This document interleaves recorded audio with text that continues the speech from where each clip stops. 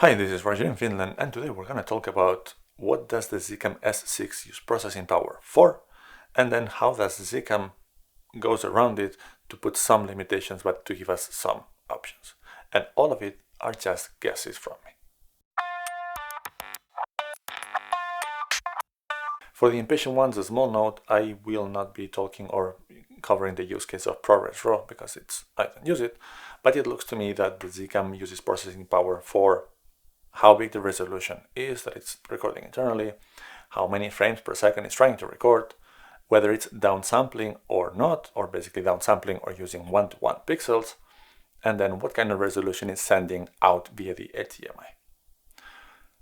One good thing that applying visual assist like peaking, LUTs, waveform and whatnot does also affect the processing power.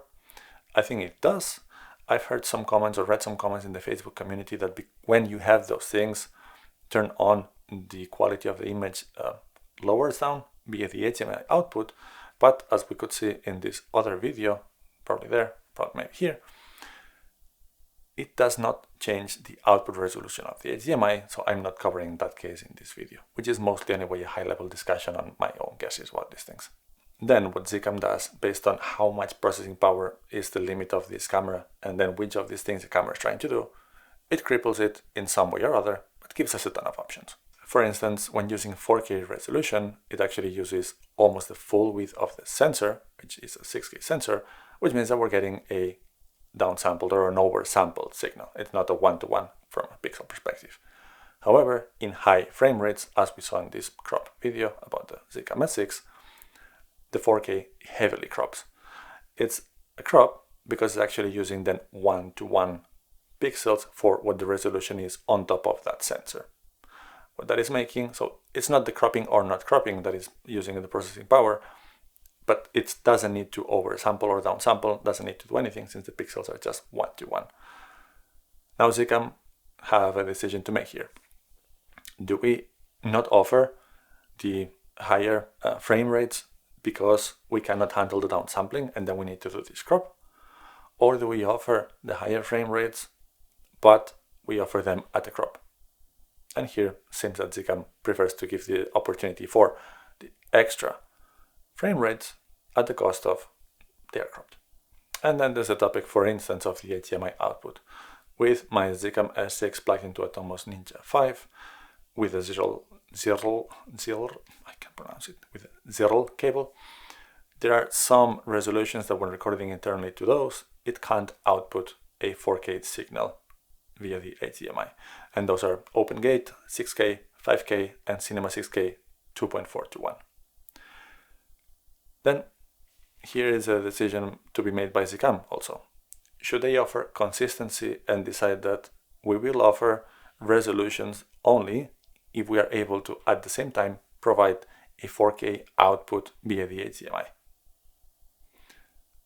The alternative is what Zcam has done, which is, you know what, we will offer those resolutions anyway. You will get those extra options for internal recording, and some of these options are really interesting because OpenGate is using the full sensor, and that's a reason that people might have gotten this camera at the expense of, in those resolutions, you will not get the 4K output via HDMI. And you might be thinking, well, is the problem then just that we don't have enough processing power? Why don't we get more processing power? And by the way, my assumption is that the processing power is a combination of the sensor itself and then the brains, whatever CPU is running this camera.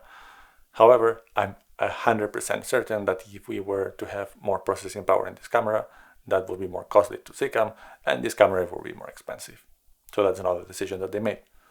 This camera has this much of processing power because we want to sell it at that price point. We will have to compromise in some combination of resolution, frame rate, HDMI output, downsampling or not, but we will anyway offer options.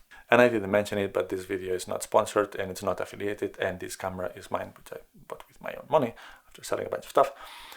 But it looks to me that what Zcam is doing is offering as many options as possible, even if there are some limitations, so that we can choose.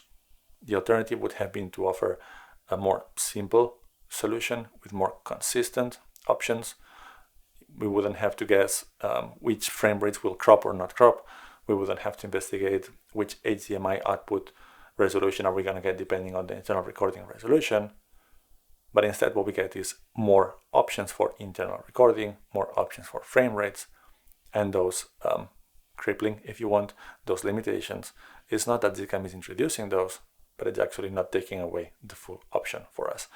At least that's how I decide to look at it, which is a pretty positive way of implementing or going around the limitations that the camera has. So for nerds like me that like to investigate all these different things, and I did the videos about the different crops and the different resolutions. I made another video about the different crops with the different resolutions depending on the frame rate. Then I made the video about the HDMI outputs depending on the resolutions and the frame rates and the monitor that you have it plugged in.